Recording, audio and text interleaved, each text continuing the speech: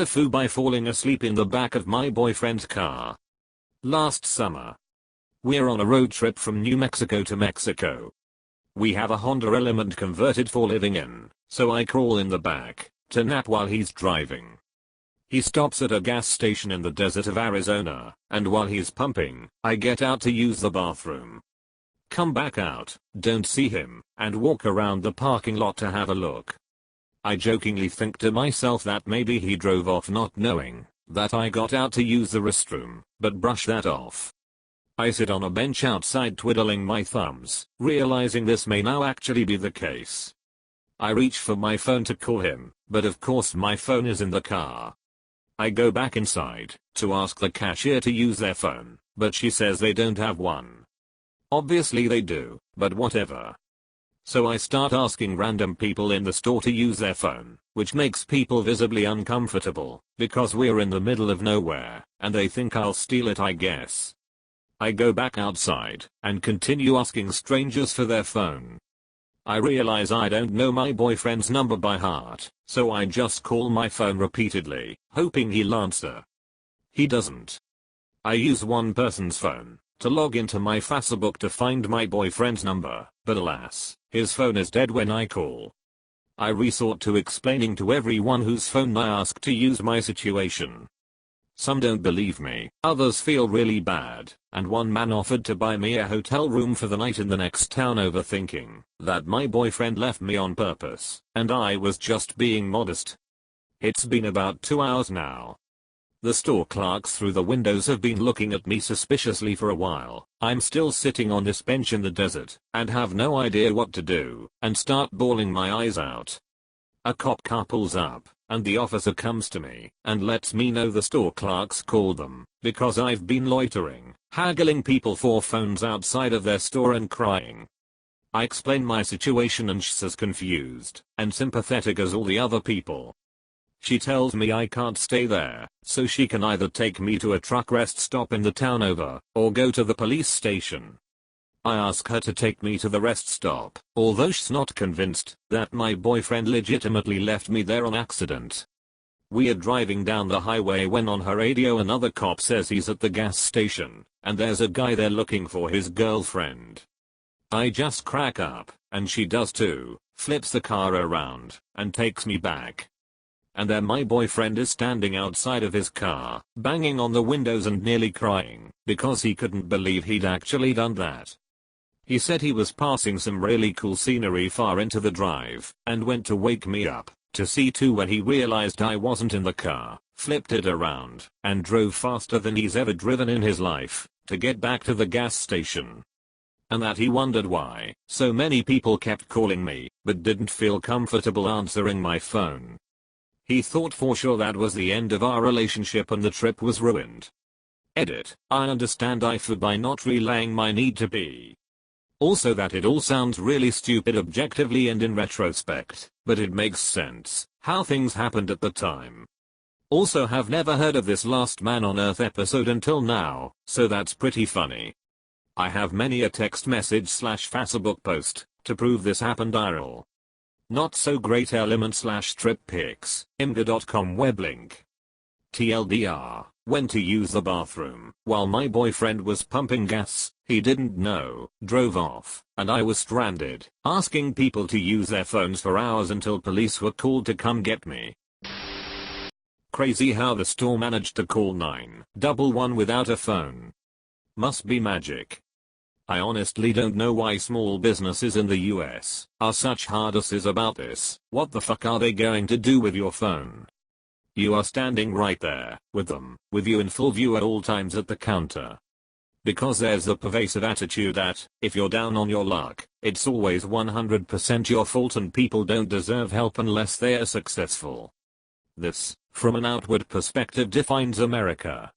And if they aren't able to help themselves, call armed response to remove them from view. There are a lot of scammers and liars who use the same tactics as someone in legitimate stress. I mean, in New York City I'm sure some of the stories I hear are legit, but most aren't, so you have to ignore them, or the scammers and junkies will take advantage. This is it.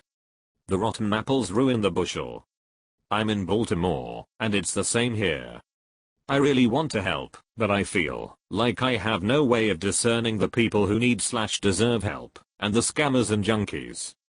Last time I loaned out my phone to someone, it sounded like he was doing a drug deal on it. Gave the phone back though.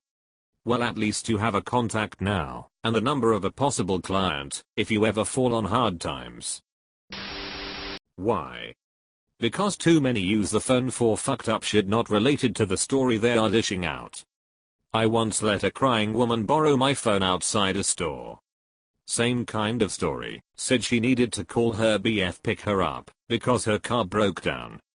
She makes the call, and gives the phone back. Over the next 30 minutes I got at least 10 calls from the drug dealer she called wanting to know where she was. After that I blocked the number and kept walking. Couple years ago there was a guy who needed a phone to call someone, and my friend gave him his.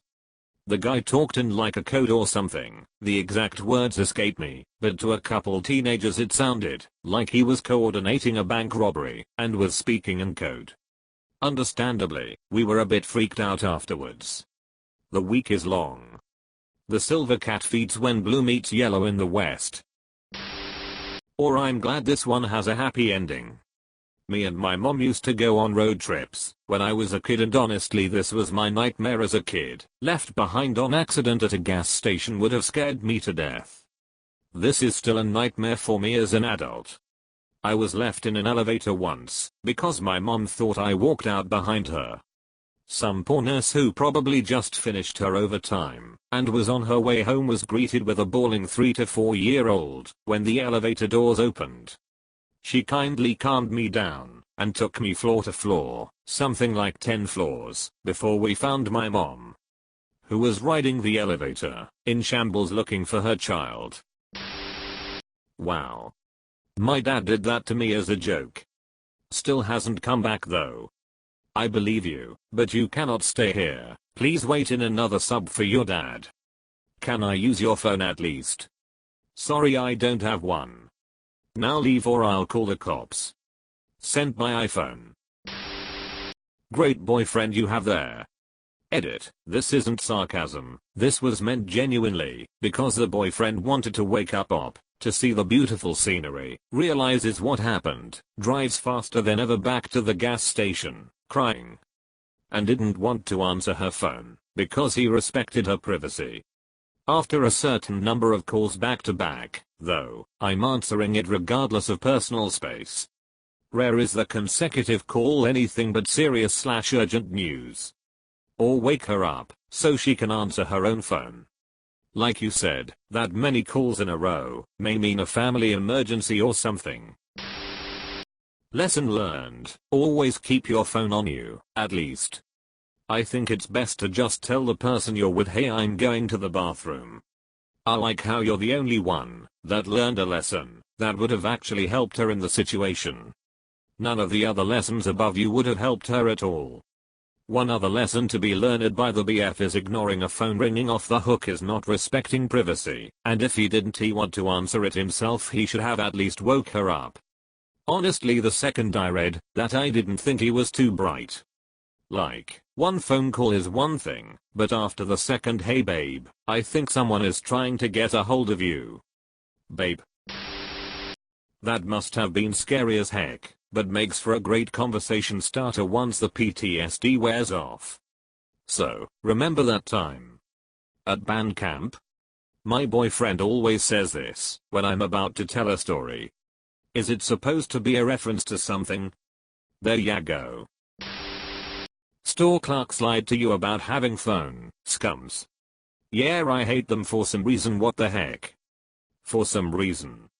Because they were massive dicks for leaving someone in a potentially dangerous situation. But then complain when that person stays there and asks other people for help. It is not like she can even go anywhere. She OBV.